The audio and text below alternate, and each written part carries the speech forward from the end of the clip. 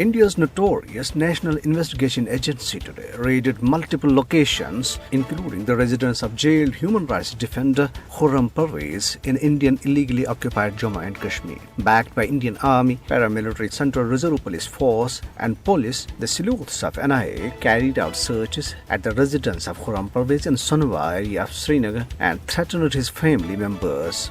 Khurram Parvez, who is the coordinator of Jammu and Kashmir Coalition of Civil Society, a Srinagar-based human rights group, was arrested on November 22nd by NIA for documenting the brutalities of Indian occupation forces on innocent Kashmiris.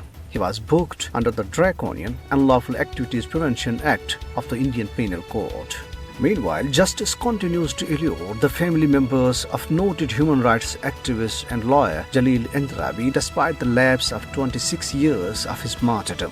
Jalil Endrabi was arrested by Indian Army Major Avtar Singh on March 8th in 1996 and 3 weeks later his body was found floating in the Jhelum River on this day 26 years back. Throughout his life, he remained a vocal critic of the crimes committed by Indian troops in the occupied territory. He sacrificed his life for the cause of Kashmir.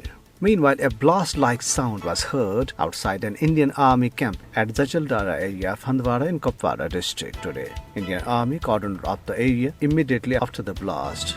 On the other hand, the brother of slain special police officer who was seriously wounded in yesterday's attack at Chattabug area of Budgam district succumbed in a Srinagar hospital. Indian authorities have suspended the train service from Banihal to Baramulla after the killing of SPO and his brother.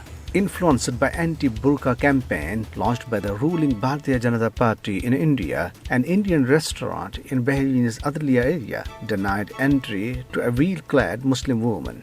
Daily Gulf News reported that the authorities had closed the restaurant after the discriminatory incident.